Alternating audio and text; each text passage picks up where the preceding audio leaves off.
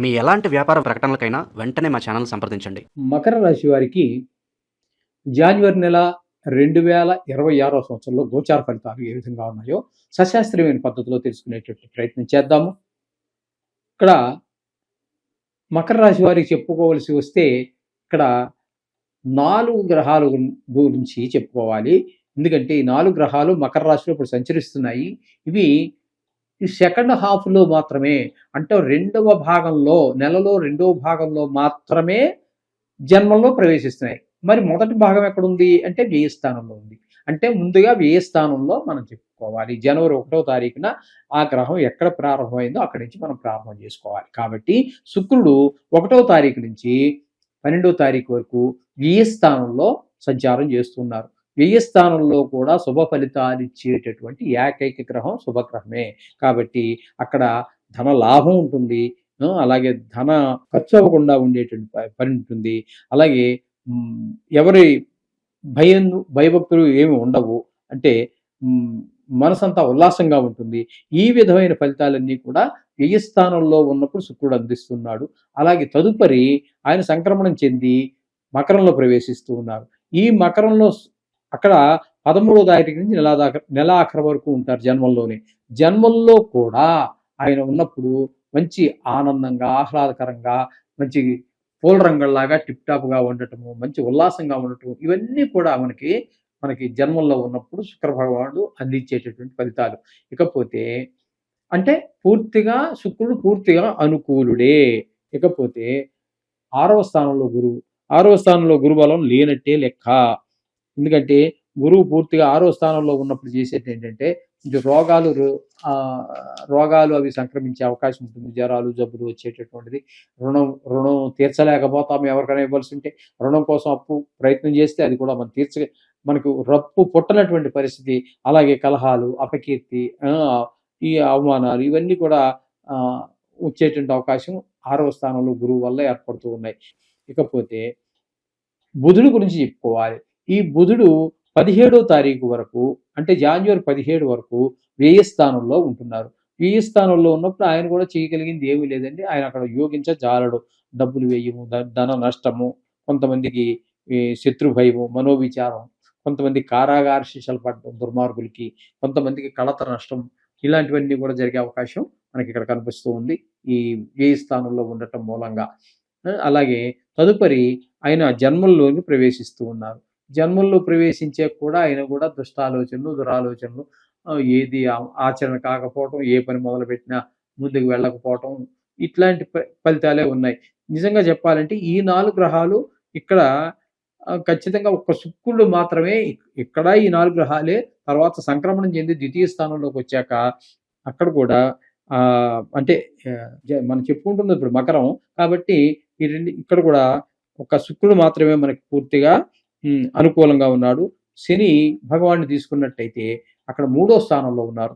ఆయన చాలా చక్కటి ఫలితాలన్నీ ఇస్తారు. 3వ స్థానంలో అందరూ సహాయ సహకారాలు అందటం, ఇట్లాంటివన్నీ కూడా మనకి ఏదో సేవకులు అందరూ వినడం ద్వారా మనం చేసేటటువంటి వృత్తిలో కానీ ధైర్యంగా ముందుకు అడుగువేయడానికి అవకాశం కల్పిస్తూ ఉంటుంది. ఇక కుజుడిని తీసుకున్నట్టయితే ఆయన కూడా వ్యయ స్థానంలో ఒక 15 రోజులు, తదుపరి నెలాఖరు వరకు జన్మంలోను. ఈ కుజుడు కూడా అచ్చంగా రవి ఏ విధమైనటువంటి వ్యయ స్థానంలో ఉన్నప్పుడు ఏ ఫలితాలు ఇస్తూ ఉన్నారో అదే ఫలితాలు కుజుడు కూడా ఆ 15 రోజులు, జన్మంలోకి వచ్చిన 16 రోజులు కూడా అవే ఫలితాలు ఉంటున్నాయి. అంచేత దుష్టాలోచనలు అవన్నీ ఉంటాయి. ఇలా ఇక్కడ ఉన్నప్పుడు వ్యయ స్థానంలో ఉన్నప్పుడు డబ్బులు ఖర్చు, ధన నష్టం ఇవన్నీ జరుగుతూ ఉంటాయి. ఈ విధంగా కుజుడి వల్ల కూడా అదే జరుగుతోందండి. ఇకపోతే రవి యొక్క సంచారం కనుక మనం తీసుకున్నట్టయితే రవి యొక్క సంచారం వ్యయ స్థానంలో 14వ తారీఖు వరకు, అంటే ధనస్సులో అక్కడ వరకు వ్యయ స్థానంలో ఉన్నారు. ఆ వ్యయ స్థానంలో ఉన్నప్పుడు ధన వ్యయమవుతుంది, ధన నష్టం అవుతుంది. అలాగే కొంచెం శత్రు భయము, మనోవిచారము, ఇలాంటివన్నీ కూడా ఇబ్బందులు ఉంటాయి. కొన్ని ఆరోగ్య సమస్యలు కూడా తలెత్తేటట్టు అవకాశం ఉంటుంది వ్యయ స్థానంలో ఉన్న 14వ తారీఖు వరకు. తదుపరి జన్మంలో ప్రవేశిస్తున్నారు మకర రాశిలోనికి. ఇక్కడ సంక్రమణం చెంది 15వ తారీఖు నుంచి ఆ రోజు నుంచి నెలాఖరు వరకు అక్కడే ఉంటారు. అక్కడ కూడా ఆయన పూర్తి వ్యతిరేక ఫలితాలనే ఇస్తారు. దురాలోచనలు, దుష్టాలోచనలు, దుష్ట ప్రవర్తన, ఈ విధమైనటువంటి ఫలితాలే మనకి శుభప్రదమైన ఫలితాలు అయితే మాత్రం ఏమీ ఇవ్వడండి ఆయన. మొత్తంగా నెలంతా కూడా రవి మనకి పాప పాప ఫలితాన్ని ఇస్తూ ఉన్నారు. ఇకపోతే అష్టమ స్థానంలో కేతుగ్రహ సంచారం అండి. అష్టమ స్థానంలో ఆయు స్థానంలో కేతుగ్రహ సంచారం అస్సలు మంచిది కాదండి.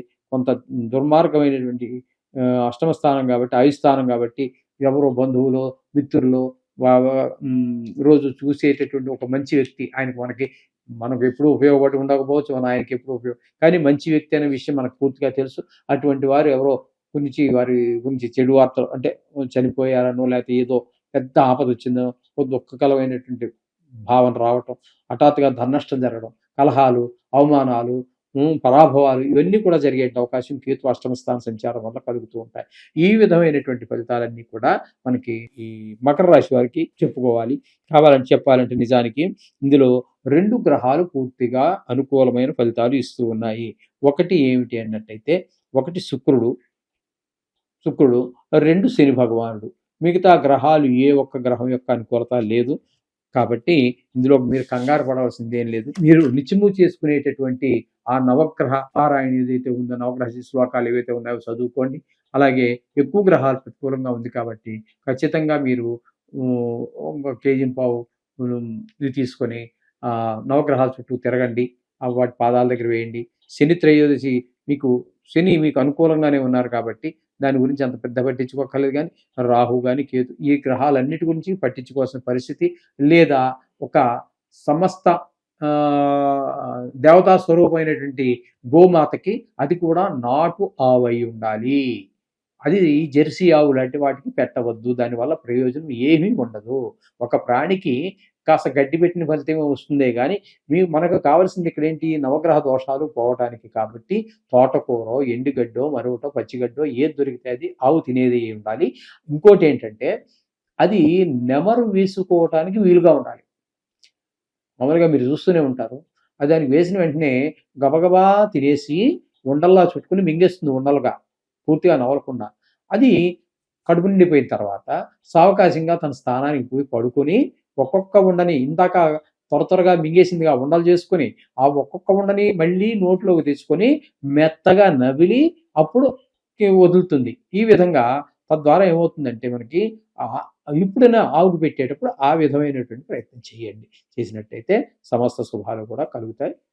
ఈ దోషాలు పోయి మీకు మంచి జరుగుతుంది. దీని గురించి కంగారు పడాల్సిన పని లేదు. వ్యక్తిగత జాతకం బాగున్నట్టయితే తప్పకుండా మీకు ఈ దీటి ప్రభావం చాలా తక్కువగా ఉంటుంది. శుభం.